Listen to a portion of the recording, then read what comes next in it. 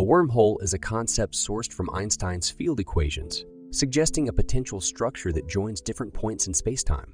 This could be likened to a tunnel connecting two disparate points in space or time, or both. Although they're harmonious with Einstein's general theory of relativity, the real existence of wormholes remains unconfirmed. Some scientists have proposed that wormholes could be manifestations of a fourth spatial dimension, similar to a 2D being perceiving just a fragment of a 3D object. In the theoretical realm, wormholes might bridge phenomenal distances, such as a billion light-years, or remarkably short ones like a few meters. They might even extend across different universes or timelines.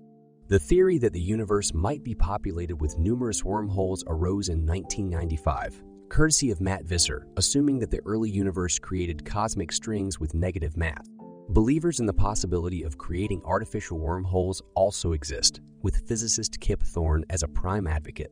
Dimensionally speaking, our understanding of a wormhole may start with space interpreted as a 2D plane with the wormhole appearing as a hole on this surface, leading into a 3D passage to reappear somewhere else on the 2D surface through another similar hole. A simpler comparison may be to imagine a paper with two distant points. The paper represents a plane in space-time continuum, and the purported wormhole would essentially fold this plane, making the 2 points touch.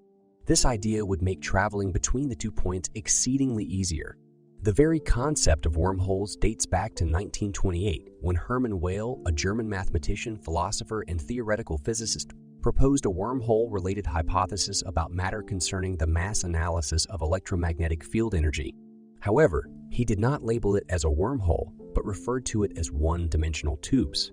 Nonetheless, his work significantly influenced American theoretical physicist John Archibald Wheeler, who later introduced the term wormhole. In a 1957 paper, the concept of wormholes is explored both geometrically and topologically, further adding to the complexity of their definition and potential understanding. In simple terms, the story revolves around the exploration of wormholes, strange features of space-time that restrict the transformation of enclosed surfaces. This concept is lucidly demonstrated in Enrico Rodrigo's book, The Physics of Stargates, where a wormhole is compared to a world tube, a time evolution of a closed surface that doesn't permit shrinkage into a world line, the time evolution of a point or observer. The initial discovery was the Schwarzschild wormhole, anticipated to exist in the Schwarzschild metric defining an eternal black hole. However, it was understood to collapse almost instantaneously, making it impossible to cross. The possibility of bidirectionally traversable wormholes was conceived, considering the need of exotic matter with negative energy density to establish their stability. Although later theories proposed the potential existence of microscopic wormholes that do not necessitate exotic matter, instead require electrically charged fermionic matter incapable of collapsing into a charged black hole. While such wormholes, if existing, might be restricted to transference of information, humanly traversable wormholes could exist if reality broadly fits the Randall-Sundrum Model 2, a theory consistent with string theory. Schwarzschild wormholes, or Eberquai bridges, named after Albert Einstein and Nathan Rosen, symbolize connections between space-time regions. Further analysis revealed these as essential aspects of the maximally extended version of the Schwarzschild metric that describes an eternal black hole, with no charge or rotation here. The term maximally extended suggests the absence of any boundaries, offering limitless pathways into the past or future for any free-falling particle.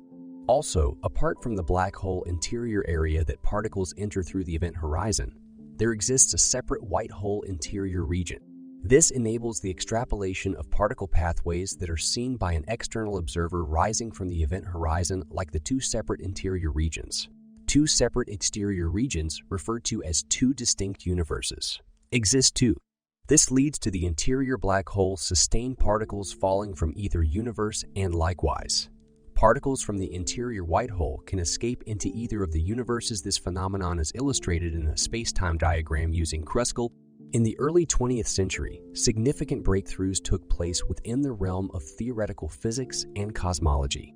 Ludwig Flamm, Albert Einstein, and Nathan Rosen all contributed to the discovery and exploration of the Einstein-Rosen bridge, better known as a wormhole, which seemed to hint at the possibility of a shortcut through spacetime. Yet in 1962, scientists John Archibald Wheeler and Robert W. Fuller revealed a noteworthy flaw: the instability of a wormhole if used to bridge 2 points within the same universe. However, Einstein's theory was augmented with the introduction of a fresh aspect of general relativity in the Einstein-Cartan-Sciama Kibble theory of gravity, where the torsion tensor accounts for the quantum mechanical spin of matter. A fascinating interplay between the torsion tensor and Dirac spinors produces a repulsive force that prevents the formation of a gravitational singularity, paving the way for the exploration of wormholes and the undiscovered space beyond. Even though a wormhole was initially considered one-directional, pioneering physicist Kip Thorne proposed the concept of a bidirectional wormhole, held open by theoretical exotic matter. Theories have spiraled around the possibilities of other non-traversable wormholes, including Lorentzian and Euclidean wormholes.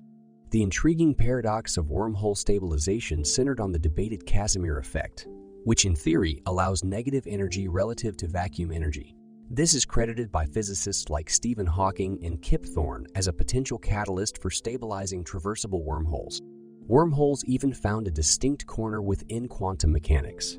Juan Maldacena and Leonard Susskind's air-epoch conjecture proposed wormhole formation process within the bounds of quantum mechanics and general relativity. Hypotheses emerged about the transient existence of many wormholes, popping in and out of existence at the Planck scale, with some even suggesting these wormholes could be potential dark matter candidates. Other compelling theories have also been proposed about the origins of wormholes. One such hypothesis suggests that a miniature wormhole appearing during the Big Bang might have ballooned through cosmic inflation into a large-scale structure. This rich tapestry of theories and concepts surrounding wormholes, while complex, anchors computational physics and provides a stimulating discourse on the mysteries of the cosmos. The existence of a wormhole, a theoretical feature in space which connects 2 points, relies on 2 aspects: m that regulates its gravitational power, and the one that sets the curvature of its spatial dimensions. When em takes the value of 0, the gravitational pull of the wormhole dissipates, giving impression to the Ellis wormhole, a non-gravitational, traversable wormhole based purely on geometry. This concept of the Ellis wormhole was independently discovered by Kip Thorne, his student Mike Morris, in 1988, and was recommended for its application in teaching general relativity.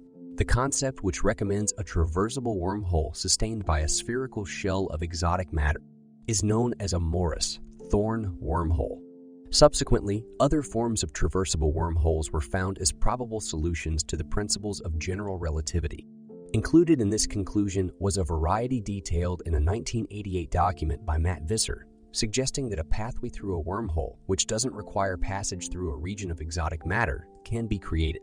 Interestingly, though, without the need for any matter, wormholes can exist in pure Gauss-Bonnet gravity, a theory which modifies general relativity and focuses on additional spatial dimensions, often considered in the study of brane cosmology.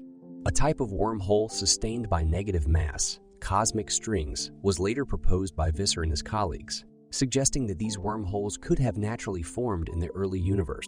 Wormholes theoretically allow for travel in time as well as space by connecting 2 points in spacetime. This idea was explored in 1988 by Morris, Thorne, and Yurtsever, who worked out how to transform a space, traversing wormhole into a time, traversing one by speeding up one of its ends. General relativity, however, suggests that it wouldn't be possible to use this wormhole to travel back to a time before the conversion of the wormhole into a time machine.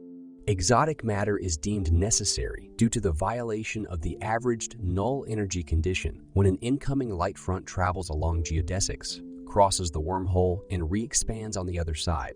Calculations in quantum physics suggest that this condition could be violated in curved spacetime. While violation in an achronal version of a neck were hoped to be impossible, they have been discovered, thus keeping open the possibility of utilizing quantum effects to support wormhole existence.